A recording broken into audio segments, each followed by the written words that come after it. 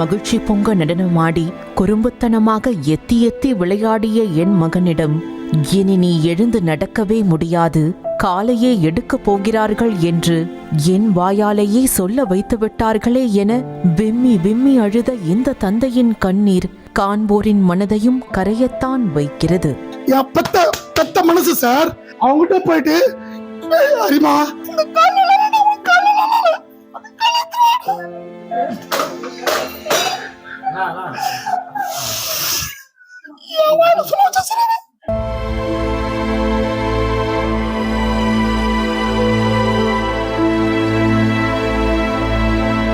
சென்னை வேளச்சேரி நேருநகர் பகுதியை சேர்ந்தவர் ஓட்டுநர் சின்னையா.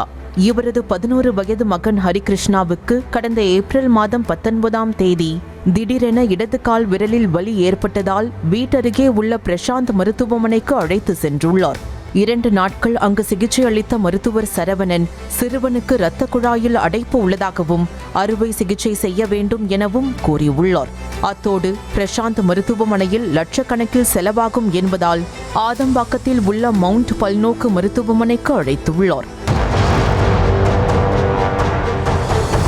1 லட்சம் மட்டும் கொடுத்தால் போதும் என கூறிய மருத்துவர் சரவணன் இரத்த குழாயில் உள்ள அடைப்பை எடுத்தால் அனைத்தும் சரியாகிவிடும் எனவும் உறுதியளித்துள்ளார். மருத்துவர் கூறியபடி அடைப்பு எடுக்கப்பட்ட நிலையில் சிறுவனின் கால் பெரியதாக வீங்கியுள்ளது. மேலும் ஒரு அறுவை சிகிச்சை செய்தால் வீக்கம் காணாமல் போய்விடும் என உறுதியளிக்க அதற்கும் சிறுவனின் பெற்றோர் சம்மதித்தனர். அதன் பிறகு இடது கால் முழுவதும் கருகருவென மாற சிறுவனும் வலியால் துடித்துள்ளான். பிளட் கிளாட் ஆகுது முட்டி கீழே, அந்த பிளட் கிளாட் ஆகிறதுக்கு ஆஞ்சியோகிராம் பண்ணா சரியாகும், அதுக்கு 1 லட்சம் ஆகும்னாரு. வெனஸ்டே வந்து அவர் அந்த ஆஞ்சியோ பண்ண ரெடி பண்றாரு சார். என் பையன் அப்போ கால் பார்த்தேன் சார், அது பிரசாந்த் ஹாஸ்பிட்டலுக்கு காலம் இங்கே காலம் வெள்ளையாந்து சார், நல்லா கிளியரா இருந்து சார். அதுக்கப்புறம் என்ன பண்ணா ஆஞ்சியோ பண்ணா சார். ஆஞ்சியோ மத்தியானம் வெனஸ்டே மத்தியானம் பண்ணாங்க சார்.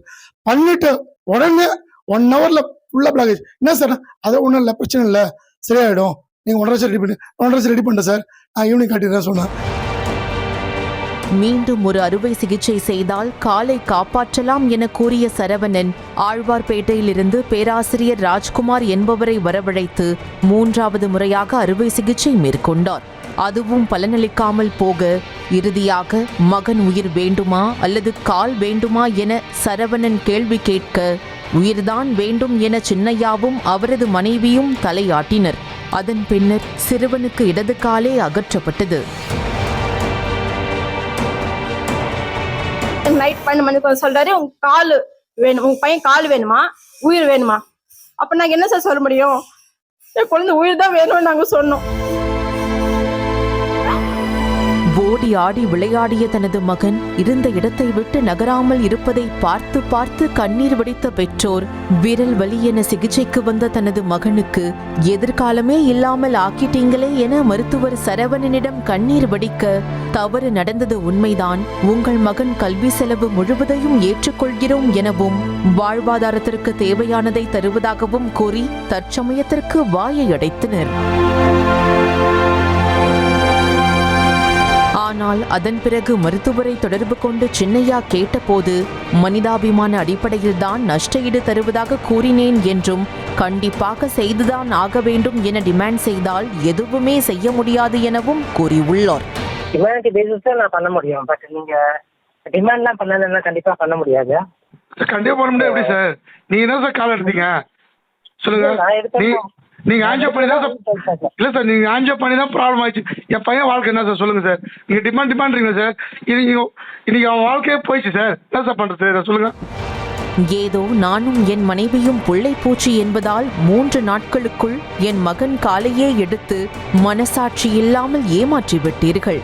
வேறு ஒரு தந்தையாக இருந்தால் மருத்துவமனையை சூறையாடி இருப்பார்கள் என கூறிய சின்னையா நம்ப வைத்து மோசம் செய்து விட்டதாக மனம் குமுறினார்.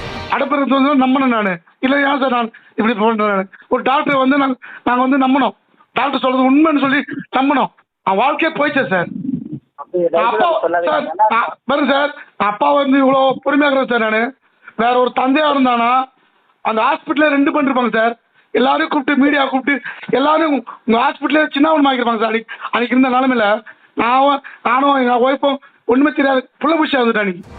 எந்த தவறான சிகிச்சையும் அளிக்கவில்லை என உங்கள் குழந்தை மீது சத்தியம் செய்து சொல்லுங்கள் பார்க்கலாம் என சின்னையா கேள்வி கேட்க, வியாதியின் தன்மை அப்படித்தான் இருக்கும் என மழுப்பல் பதிலளித்தார் மருத்துவர் சரவணன். சார் உங்க மனசாட்சி உங்க குழந்தை மேல சொல்லுங்க சார், உங்க குழந்தை மேல சத்தியம் பண்ணி சொல்லுங்க சார், நீங்க பண்ணது கரெக்டா சொல்லுங்க சார்.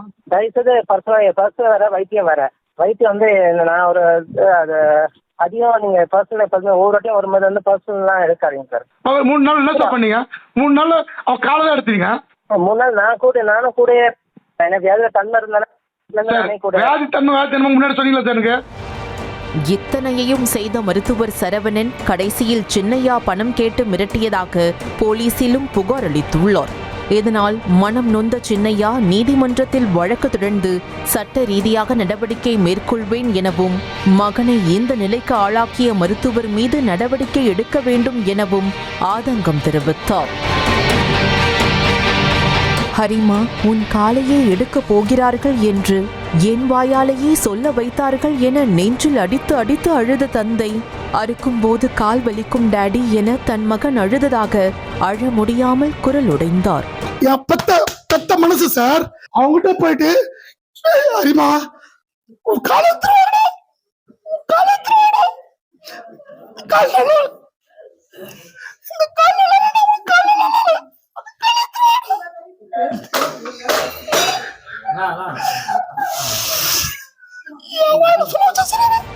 இதனிடையே செய்தி சேகரிக்க சென்ற செய்தியாளர்களையும் மருத்துவமனை நிர்வாகத்தினர் வீடியோ எடுக்க விடாமல் தடுத்த நிலையில் சின்னையாவின் குற்றச்சாட்டு குறித்து விளக்கம் கேட்பதற்காக மருத்துவர் சரவணனை தொடர்பு கொண்ட போது போனை எடுத்த மற்றொரு நபர் மருத்துவர் கான்ஃபரன்ஸ் மீட்டிங்கில் இருப்பதாக கூறிவிட்டு இணைப்பை துண்டித்தார். கம்ப்ளைண்ட் கொடுங்க, இந்த மாதிரி வந்து